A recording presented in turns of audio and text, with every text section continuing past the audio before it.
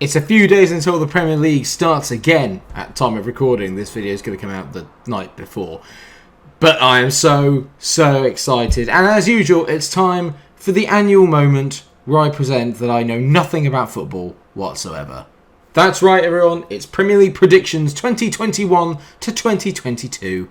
And I've made some very odd choices. But let me know what you think about them in the comment section. Politely, of course. Everyone's entitled to their opinion. And while you're there, why not drop a like on the video, share and subscribe if you want more. Anyway, let's get straight into it. Who's going to finish bottom? For me, it's Crystal Palace. And it might be a bit of a left field choice, but I genuinely believe that they are in a bit of trouble this year. Reason for that being is obviously Patrick Vieira, Premier League legend as he is never actually managed in the Premier League. It's a very, very different thing, obviously, coming from Nice over to here.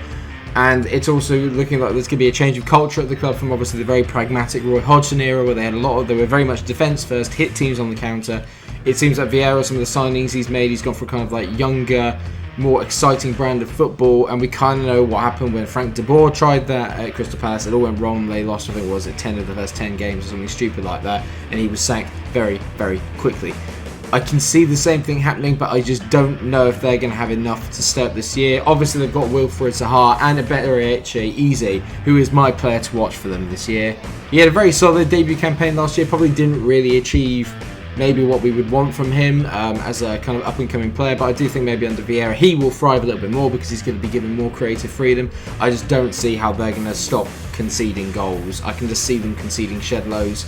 With the departures, obviously, more experienced heads that have been there, done it before, I just see Palace finishing bottom. Sorry, Palace fans. I'm afraid to say it, but they've come up again. I think they're going to fall short again. It's Norwich in 19th. And while they've made very good signings in the shape of Billy Gilmour, who is my player to watch for them this year, obviously on loan from Chelsea, I think he'll have a very solid year. I just don't think the team is strong enough, especially with the loss of Emi Buendia. I just don't see how they're strong enough to stay up again. The only reason why I think they may be ahead of Palace is that they have got a bit more of a settled team and they will pick up good results now and again, but I just don't see them not being on the end of drubbings now and again. They've done brilliantly to get back up. They obviously were finished first in the Championship last year. I just don't see it being enough. Obviously, a lot will rest on the shoulders of Timo Pukki. And Adam Idah, I think, is also potentially a very good player. They've got players like Todd Campbell, although there's rumours that he might be going to Aston Villa. All of these predictions are being made at the time of the squads on the date of recording, which is, like I said, a few days before the Premier League actually gets going. I'm a little concerned about Norwich. I just don't think they have enough.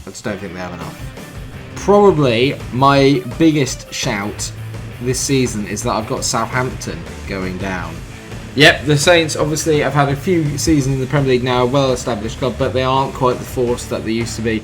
And losing star talisman up front, Danny Ings, who was the source of the majority of their goals, is going to hit them really, really hard. I know they've gone off and they bought Adam Armstrong. He's my player to watch for them because it's going to be interesting to see how well he does in the Premier League. There's been a lot of talk about him for quite a while, about he is ready for that level. We will see. Saints will score goals, but I just think, again, defensively not particularly good enough. They've always got a 9-0 defeat in them, as been proven over the last couple of seasons. Let's see who gets it this year. At least that would be Liverpool.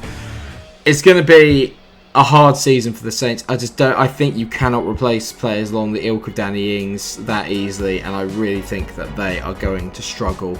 It's going to be close though. The bottom 5 teams, it's going to be a really, really close relegation battle. But I just think Southampton get pipped to the post.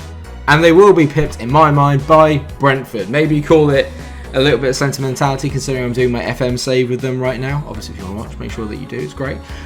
Ivan Toney is the man that everyone's eyes are on. He obviously had a record-breaking season last year with 34 goals in the Championship. Can he do it again? He's currently in my fantasy football team, and he should probably remain there for the first start of the season anyway. They kick off the season away at Arsenal on Friday, and like I said, when I'm releasing this video, that is tomorrow. So if they can get off to a good start and play the way that they usually play football with Brian and Buemo, Sergi Canos, Tony, they've also obviously brought Christopher Ayer in, who I think is a brilliant signing from Celtic. I think Brentford have just about enough. I really do. I think they're going to take the league a little bit like by storm at the start, and then they'll be the team with the glass slippers that's just gradually falling away as we get towards the tail end of the season. But I think they're just going to have enough. Southampton have been struggling for a few years, and they keep having like little dips and troughs. I think Brentford are going to have enough to set, just because it's the first time that they've been in the Premier League, and I just think that they're going to take to it like a duck to water. They've waited so long for this moment. I think they're going to make the most of it, and they're going to survive probably on the final day by the skin of their teeth. Ivan Toney as well for me. I think he's going to get between 10 and 15 goals this season. I think he's a decent Premier League player. I've got faith that he's going to get goals, and that will be what keeps them up. And the other promoted team that I think are going to stay up are Watford, and they are a bit of an anomaly. I didn't really know what to think, but I just get the impression that with Watford, they've kind of been here, they've done it before. They probably never really should have got relegated with the squad that they had. The squad now that they have is significantly probably weaker on paper than that last one, but I feel that there's a little bit more unity. They've got a little bit more about them. They're defensively really solid last year as well. They were very, very good at keeping clean sheets in the Championship. It's obviously a lot harder to do in the Premier League, but I do think that you are better suited to the Premier League if you have a stronger defence than you are if you've got an all-out attack method. That's why I think Norwich will go down, because I don't think they're quite as strong defensively as Brentford are, even though Brentford conceded more goals last year. Anyway, Watford-wise, Pedro is the one I'm really excited to watch. Obviously, I think he's 18 now. Still a young kid that's going to be plying his trade in the Premier League. He did quite well in his debut year last year for Watford. I think this year will be the proof is in the pudding if he is the real deal or not. He's going to get plenty of service in. They will be quite decent going forward, but I think it's the strong defence and Premier League experience that's going to get them through here. But they'll also come down to final day. I think it's going to go right to the wire relegation-wise this year. This is probably my other kind of out there shout, but Wolves I've gone to finishing 15th, and I don't think they're going to be involved in a relegation battle, despite obviously the fact that they're 15th. I think there's going to be a bit of a gap between that bottom 5 teams and the teams above them. Wolves obviously on paper have a very, very good side. They've got plenty of new signings that are coming as well. Jose Sarr in goal to give Patricio a little bit of competition. Then you've obviously got Fabio Silva, who's going to be into his second year now at Wolves. I think he's going to be their breakout player this year. Obviously with Jimenez, is probably going to need a little bit more rest than they normally did. It'll be interesting to see how Jimenez does after that horrible injury he had last year against Arsenal. He's back and scoring in pre-season, which looks good. They've still got players like Ruben Neves. So why on earth would I have them down at 15th? Mainly because of the manager, because I'm not 100% sure on that, and I think maybe there'll be another change of style. Again, obviously Nuno Espirito Santo played a very kind of pragmatic style of football for the most part, but the Wolves were occasionally quite good looking forward. I just don't really know about the manager, and it's an unknown quantity. I think that a lot of teams have strengthened probably better than they have, but we'll get onto that later. Yeah, that's right, I can change size as well. And that's usually what happens with me and Brighton. Every year I think they're going to do really poorly and go down. Every year they surprise me. But this year I think that they are going to do a lot better, and they're going to finish 14th than me. And obviously the man to watch out for is Yves Bissouma. They did really well last year to stay up. Obviously looked for a little period of time like they were going to be in trouble, but they play such good football. And their underlying stats are phenomenal. If they could just finish, they could easily be a top 10 team. I think that Graham Potter is an underrated manager, and he's started getting them playing in a way that really suits the club. They have a real identity. They have a kind of good core of players that have been there for a while. And I do think that this year they're going to be safe and probably making inroads up towards the sort of top, the top 10. I think it's going to be very, very tight, and Constantine is in there. Yves Bissouma, of course, is the man to watch for me. Obviously a player that can probably play at a higher level, but hasn't made the move yet this summer. That's still ongoing. If he leaves, I might change my prediction slightly. And obviously the injury to Danny Welbeck hasn't helped, and I never thought I'd say that an injury to Danny Welbeck wouldn't help a team. But last year, actually, when he came into Brighton, he was absolutely phenomenal, and he was one of the reasons why they suddenly had a bit of an upturn in form. If he can get back fit and firing, I think they'll be absolutely fine. In 13th, we have Burnley. Big spending Burnley. Poor Sean.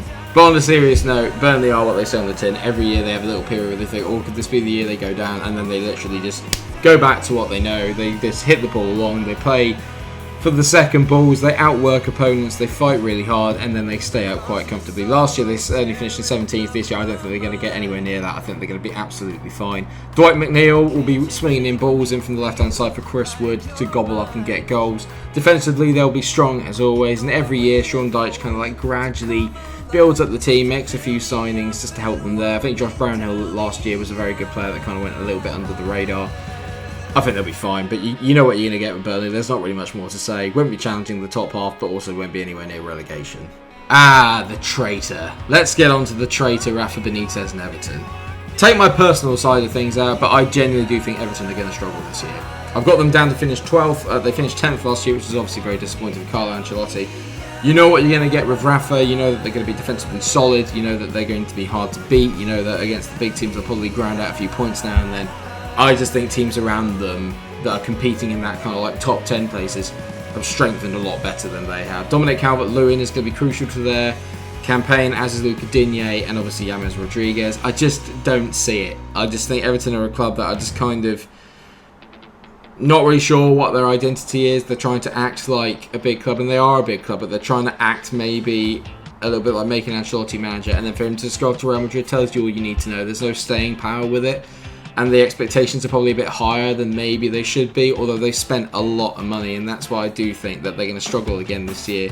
The pressure, I think, is getting to a lot of their players, and they don't really have that ability to get through it, and I think that they're going to have a couple of years of rebuilding. If Rafa does stay in charge, I think they'll get there eventually, but it won't be this season. And this will surprise a few, because obviously Newcastle are kind of like the whipping boys of the media in terms of everything's always terrible, everything's always rubbish. Last year they finished 12th, which isn't too bad. And I think what I would say is that the football that they played towards the end of last year was exceptional. Before that, when they were kind of like panicking about going down, they were trying to be really defensive and very Steve Brucey bonus-ish. Then it was really struggling, but then when they kind of got Joe Willock in, everything kind of turned around and they became very attacking. They became very good. You have to remember as well, they were missing Alan Saint-Maximin, they were missing Callum Wilson for long periods of that season, and they are players that are going to score goals and create chances in any team. So I think Brucey's got to be kind of cut a little bit of slack. Not the owner, Mike Ashley, definitely not. If they sell up, which has been ongoing for ages, then Newcastle could become a true powerhouse. And to be honest, I think a lot of people would probably like to see it. I think the fans have suffered enough. But I think this year there'll be slight improvement. They'll go from 12th to 11th. I think Callum Wilson will bag himself between 50 and 20 goals of the season if he can stay fit. And I do think that there's a lot of strong rumours that Joe Willock will be moving to Newcastle. If he does, he is my player to watch. If not, it will probably be Alan Saint-Maximin again, because I just think the world of that boy. And now this is where things get very, very tough, because I think the top 10 this year might be as strong as it has ever been. And I've got Leeds to finish bottom of that little run for the top 10. Only reason for that is last year they finished 9th. I do think, again, there's been a lot of strengthening of other teams, but I do think that they're going to catch up with some of the teams that were above them, but not enough to overhaul them, if that makes any sense. So in my mind, Rafinha is the man to watch. Obviously one of the most creative players in the league, was absolutely stellar for Leeds last year, along with Patrick Bamford. And to be fair, the whole team, you know what you're going to get with them. They'll outwork everyone. They'll be really attacking, fantastic to watch. I can't wait to see them to stay in the Premier League for a period of time and hopefully build under Bielsa into something brilliant. I just think that there's teams that have kind of improved a little bit more, but they made some very good signings. I can't wait to see Junior Firpo in the Premier League. I think defensively Leeds have been struggling for a while. I think he could be absolutely brilliant at this level, and I really, really am looking forward to seeing how he beds in and how Leeds' squad is going to develop over the next few years. Rodrigo finished the season very strongly last year along with Bamford, so maybe if they can get him kind of up and firing in with a few more goals as well, then there's a lot for Leeds fans to be excited about, a lot for all us neutrals to be excited about as well, because Leeds are sensational to watch. They'll finish 10th. This is going to go down well. I've got Spurs to finish 9th. Now, before anyone says anything, the battle for the European places is going to be extremely tight. Okay, again, I can see this going down to the final day of the season. They've kept hold of Harry Kane for the time being, and a lot of this kind of depends on if he goes. I still think that he will leave and he will go to City. And if that is the case, then they will definitely finish 9th, because I just don't think the squad is good enough. I also like Nuno Espirito Santo. I don't really think that he's suited to Tottenham. They've already kind of done the defence first kind of coach and Jose Mourinho. We all saw how that sort of turned out. And I could go for, as a player to watch, Human Son, Harry Kane, anyone like that. I'll go for Dele Alli, because I think this is a good opportunity for him to maybe rebuild his career and maybe also his reputation, with not just at Spurs but within the footballing community. He's obviously a player that's got bundles of talent, but has just lost his way a little bit. Hopefully Santo can help him get that back. I do think there's still a very good player in there. It's whether he can coax that out of him. I think Kane will go, and I think Spurs will struggle. It's 9th for me. And they'll be pipped to the top 8 position by West Ham. Now, obviously, had a sensational season last year, finishing in 6th. They were brilliant. They pipped Spurs to the last European place, but I do think that may well actually be to their detriment. They've not had a very active window this summer. There's still rumours that there's a lot of players coming in. There's Milenkovic has been linked, which I think would be a very good signing for them. I still think they need another centre forward. There was chat of Immobile, potentially from Lazio. If something happens to Antonio, I just struggle to sort of see where the goals will come from, but they'll be defensively solid. Vladimir Soufal and Thomas Souček are two of the best bargains possibly in recent Premier League history. I think they're fantastic. Soufal in particular is amazing. But I think Sai Benaramo is maybe the forgotten man last year that they spent a lot of money on. He's been absolutely scintillating in pre-season, and I think maybe he can help alleviate the worries about when Antonio is injured and help them get a few goals. Declan Rice will obviously be at the forefront. Lots of chatter about him potentially leaving this year. It hasn't happened. He's still at West Ham. I think they'll have another solid, if not spectacular season. I just think having European football is going to be a little bit too much for them, and they'll struggle because of it. And yes, I'm a little biased, but my surprise package for the season will be Aston Villa. I recently spoke about this on the Unbelievable Streams podcast over on Twitch. You should definitely go and drop them a follow and have a watch where we did Premier League predictions, and I covered Villa, being my second team. I think that Villa are going to be absolutely fine this year. They finished 11th last year, got off to a really good start in the season, then kind of tailed away a little bit as it got on. I think the money they've reinvested from Jack Grealish is possibly one of the best windows you'll see. They've gotten Danny Ings, who is a proven 15 to 20 goal a season striker in the Premier League. They've got Ollie Watkins, who had a sensational debut season last year. They brought in Emi Buendia, who's going to be brilliant and hopefully can make up for the lack of creativity that Grealish is losing. You've got Leon Bailey, you've got Axel Tuanzebe. They've brought in really good signings, Premier League experience, proven Premier League quality. They've got no European football. All they've got to really focus on is the league and maybe a cup. They've got brilliant players coming through. Emi Martinez was arguably goalkeeper of the season last year. Ezri Konsa's excellent. Tyrone Mings is looking to hopefully have another good season to build on his currently building reputation. They hopefully won't lose John McGinn for months of the season this time. I think Villa are going to finish 7th. I've just got this really good feeling that this year they're going to be a surprise package to watch. I think Dean Smith's a really good coach and he gets them playing some really good football as well. It's just a case of how they can deal without Grealish and how quickly Leon Bailey sets in. But I'm thinking positively Villa to finish in the top 7, which would be an unbelievable achievement. And this is where it begins to get very, very close and very interesting. Leicester will finish 6th. They've been in and amongst the top 4 for the last 2 seasons, but bottled it, for lack of a better phrase, at the end of the season.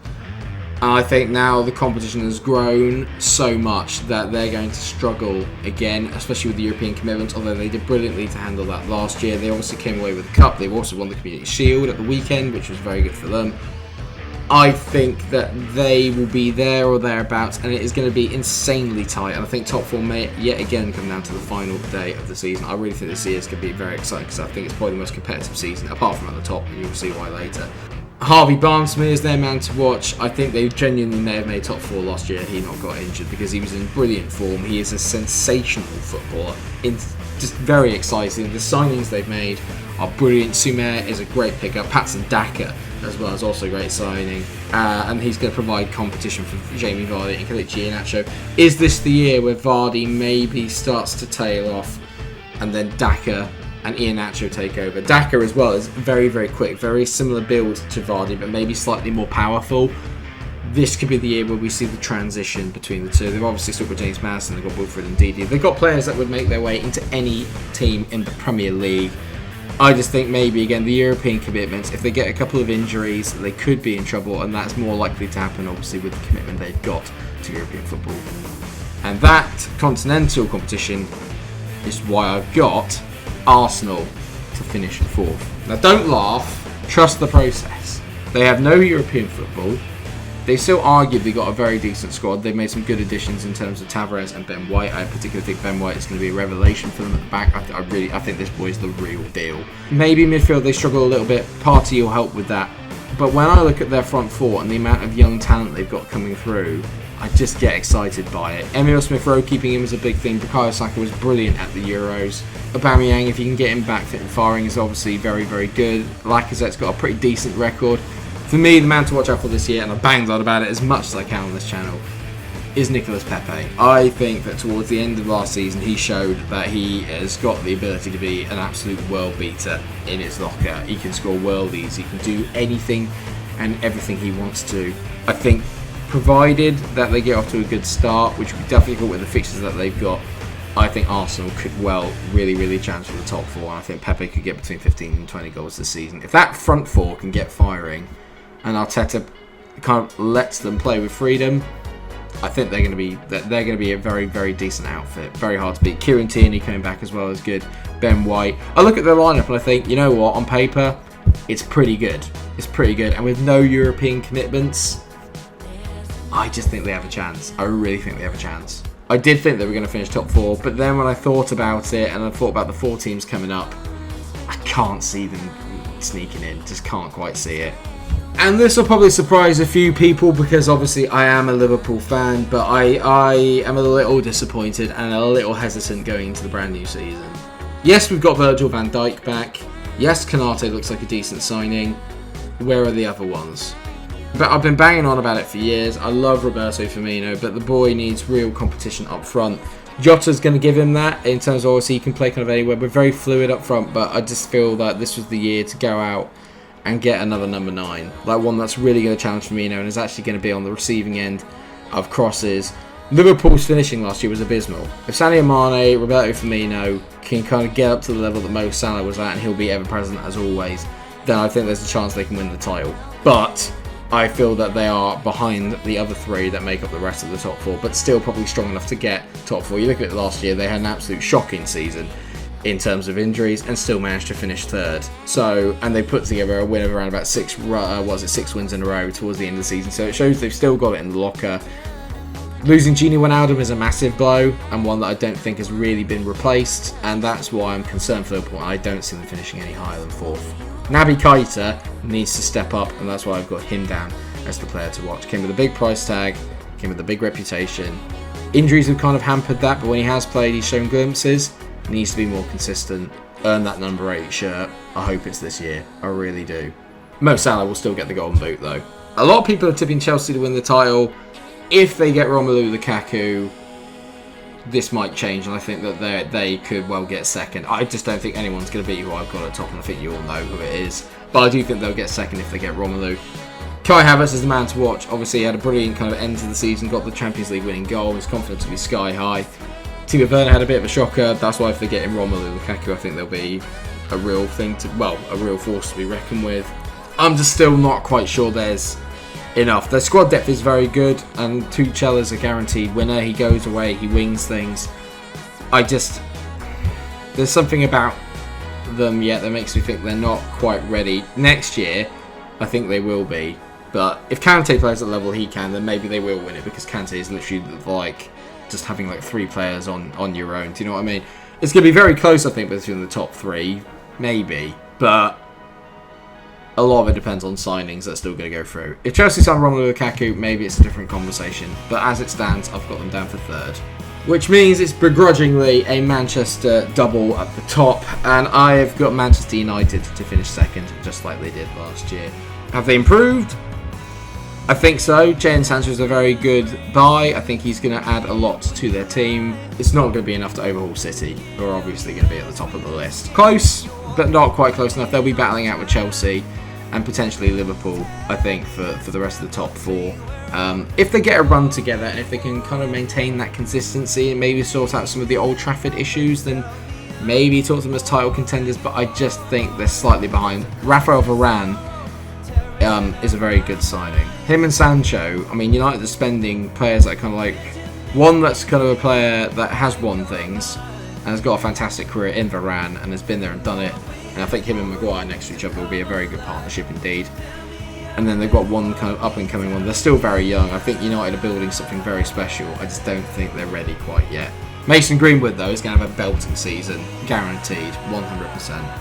And yes, we might as well get on to it. And I mean, just even looking at the Grealish picture upsets me. Manchester City will win the Premier League.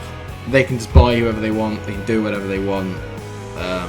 They play brilliant football, which I think is the only kind of redeeming quality. At least when they're spending money, they're playing good football to go along with it. But I mean, what more can you say? I think Grealish is going to take them up to that next level. I think then Champions League wise, they'll be right in the hunt. I think they'll probably win it. I'd be quite surprised if they didn't win most of the domestic competitions as well this year. I think starting 11 wise, the rest of the top 4 can compete with them. I think in one-off games, Liverpool, Chelsea, United, all of them can contend with City. The squad depth that City have is phenomenal.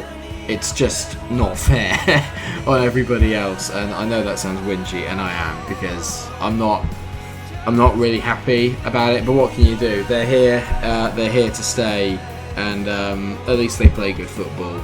But let's see if they've still got the hunger. You know, they've done it before where they've retained it once, and then they've not done it again. Obviously when Liverpool won it, but then they bounced back and won it last year. Although, having said that, maybe the rest of the league wasn't fantastic, so I think they were always going to do well during the COVID kind of period because of the size of the squad that they've got and sort of like the lack of injuries that came with it. But we'll see. At the end of the day, they've got the best squad, they've got the most money, they've got arguably the best players. So City for me will be crowned champions again.